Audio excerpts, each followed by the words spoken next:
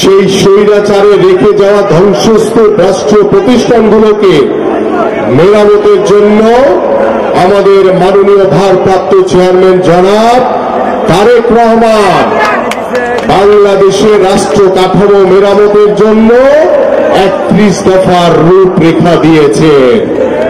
সেই 31 দফার রূপরেখা বাস্তবায়নের জন্য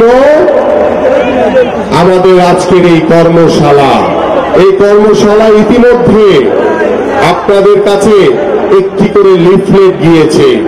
এই লিফলেটগুলি আপনারা একটু মনোযোগ সহকারে শুনবেন এবং পরে এই বিষয়গুলো সম্পর্কে আমি আরো বিস্তারিত ব্যাখ্যা করব আপনাদের কাছে। সেই ব্যাখ্যার পরে আপনারা আপনাদের পরিবারের কাছে যাবেন, আপনাদের পাড়া মহল্লায় যাবেন। এই ভাই কোনো মিছিল আসবে না, ওইখানে কাকুন ভাই ওইখানে বসে পড়েন, কেউ আসবেন ওইখানে বসে পড়েন সবাই। আমাদের এই 31 দফার যে রূপরেখা, সেই রূপরেখাগুলি বাস্তবায়নের জন্য আপনাদের সকলকে সাধারণ মানুষের কাছে যেতে হবে। মালয়েশিয়ান প্রযুক্তিতে তৈরি অত্যাধুনিক cleaning machine modern vacuum cleaner যে কোনো ধরনের ধুলো ময়লাকে পরিষ্কার করে ঘরকে করে তুলুন চকচকে ও আকর্ষণীয়। Modem, brand of luxury. এদেশের জনগণের কাছে যেতে হবে, আপনার পরিবারের কাছে যেতে হবে, আপনার পাড়া মহল্লায় বন্ধু বান্ধব আত্মীয় স্বজনের কাছে গিয়ে এই 31 দফা কেন রাষ্ট্র মেরামতের জন্য দরকার সেই বাস্তবায়নের জন্য আপনাদের সকলকে এটা তৃণমূলে ছড়িয়ে দিতে হবে। এই কারণে আজকের এই কর্মশালা। আমি ছোট্ট করে একটা এক্সাম্পল দিই। গত 17 বছরে আমরা এই পুলিশ প্রশাসন, এই যে আওয়ামী লীগের রেখে যাওয়া যে পেটুয়া বাহিনী, যারা বাংলাদেশের মানুষের উপরে, নিরপরাধ মানুষের উপরে, বাংলাদেশ জাতীয়তাবাদী দলের নেতৃবৃন্দের উপরে যেভাবে জুলুম করেছে, নির্যাতন করেছে, নিপীড়ন করেছে, আমাদেরকে ডিবি রিমান্ডে নিয়ে যেভাবে আমাদের উপরে শারীরিক নির্যাতন করেছে, মানসিক নির্যাতন করেছে, সেটা আপনারা সকলেই অবগত রয়েছেন। এই কোন স্লোগান হবে না, এটা স্লোগানের প্রোগ্রাম না, এটা কোন স্লোগানের প্রোগ্রাম না। একদম চুপচাপ করে শেষ পর্যন্ত শুনবা। আমাদের উপরে যে জুলুম হয়েছে, যে নির্যাতন হয়েছে, আপনারা সকলেই অবগত রয়েছেন। কিন্তু এই স্বৈরাচার সরকার বাংলাদেশের পুলিশ প্রশাসনকে ব্যবহার করে তাদেরকে একটি ধ্বংসস্তূপের আস্তাকুড়ে ফেলে রেখে গেছে।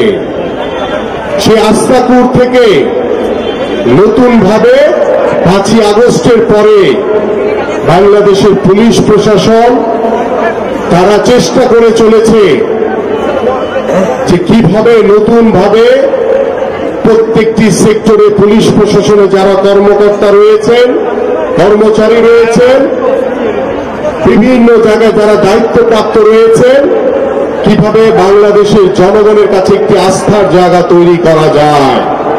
সেই জন্য আপনারা যারা বসে আছেন, আপনাদের সকলকে সহযোগিতা করতে হবে সেই পুলিশ ভাইদেরকে। কারণ আপনারা যদি সহযোগিতা না করেন তাহলে তারা শক্তিশালী হতে পারবে না। কারণ গত 17 বছরে বাংলাদেশের পুলিশ বাহিনীকে ধ্বংস করে দিয়ে গেছে আওয়ামী লীগ সরকার। এই জন্য আপনাদের সহযোগিতা লাগবে। আজকে দেখছেন না বিভিন্ন জায়গায় বিশৃঙ্খলা হচ্ছে, উচ্ছৃঙ্খল ভাবে বিভিন্ন আওয়ামী লীগের সন্ত্রাসীরা, আওয়ামী লীগের ষড়যন্ত্রকারীরা, আওয়ামী লীগের দোসররা এখন পর্যন্ত কিছু কিছু পুলিশ বাহিনীতে আছে, রাষ্ট্রীয় প্রতিষ্ঠানগুলোতে আছে, মিডিয়ার যারা সংবাদ মাধ্যম সেখানেও আওয়ামী লীগের দোসররা বসে আছে। ধুলো ময়লা ও ক্ষতিকর ধূলিকণা থেকে নিমিষেই মুক্তি দেয় চৌধুরী এয়ার পিউরিফায়ার। এর শক্তিশালী সাকশন ঘরের কোনায় কোনায় লুকিয়ে থাকা সকল ধুলা টেনে ফিল্টার করে এবং বের করে আনে নির্মল ও স্বাস্থ্যকর হাওয়া। কিন্তু আমরা অন্তর্বর্তীকালীন সরকারকে সমর্থন জানিয়েছি। এদেশের সাধারণ মানুষ এই অন্তর্বর্তীকালীন সরকারকে সমর্থন জানিয়েছে। কিন্তু আমরা কি চাই? বাংলাদেশে 5ই আগস্টের পরে আজকে দীর্ঘ প্রায় 6 মাস হতে চলেছে। এখন পর্যন্ত পুলিশ প্রশাসনে, বিচার বিভাগে, রাষ্ট্রীয় যে প্রতিষ্ঠানগুলো রয়েছে সেই প্রতিষ্ঠানগুলোতে এখন পর্যন্ত স্থিতিশীলতা আসে নাই। কেন আসে নাই? কারণ ওই যে আওয়ামী লীগের যে ষড়যন্ত্রকারী, আওয়ামী লীগের প্রেতাত্মারা, দোসররা এখনো বহাল তবিয়তে তারা ষড়যন্ত্র করে বেড়াচ্ছে। বাংলাদেশের মানুষ আর কোনো বিশৃঙ্খলা চায় না। বাংলাদেশের মানুষ আর কোনোদিন কোনো স্বৈরাচার দেখতে চায় না। এই জন্য আপনাদেরকে ঐক্যবদ্ধ থাকতে হবে প্রিয় নেতৃবৃন্দ, আপনাদেরকে সতর্ক থাকতে হবে। গত 17 বছর আওয়ামী লীগ যে ভুল করেছে, বিএনপি সে ভুল করবে না। কারণ বিএনপি এদেশের জনগণের দল। জনগণ কি চায়? জনগণের ভাষা বুঝে আমাদের পথ চলতে হবে প্রিয় নেতৃবৃন্দ। এই জন্য আপনাদের সকলকে আমি আহ্বান করব, আমাদের মাননীয় ভারপ্রাপ্ত চেয়ারম্যান জনাব তারেক রহমান আপনাদের কাছে বারবার আহ্বান করছেন যে আপনারা জনগণের কাছে যান, জনগণের সাথে কথা বলেন, জনগণের ভাষা বুঝেন।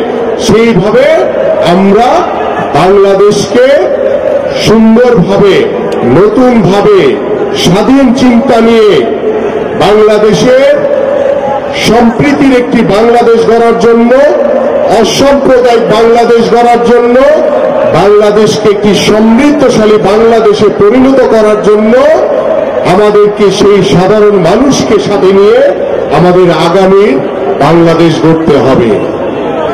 যদি আপনারা আওয়ামী লীগ যা করেছে সেই ভুলটি যদি আপনারা করেন, তাহলে আপনাদেরও কিন্তু সেই একই পরিণতি হবে। এই জন্য সতর্ক হন। আজকে যে কর্মশালার যে উদ্দেশ্য সেটা ভালোভাবে শুনেন। আমাদের এখানে অনেক বক্তা রয়েছেন, তারা বক্তব্য রাখবেন। তাদের বক্তব্য শুনে আপনারা সেইভাবে আপনাদের পাড়া প্রতিবেশী সবার কাছে গিয়ে 31 দফা সম্পর্কে বলবেন। আমি আরেকটি ইস্যু বলতে চাই। আমাদের যে প্রযুক্তি খাত, এখন পর্যন্ত সেই প্রযুক্তি খাত ভারতের কাছে এবং শেখ পরিবারের কাছে জিম্মি হয়ে রয়েছে।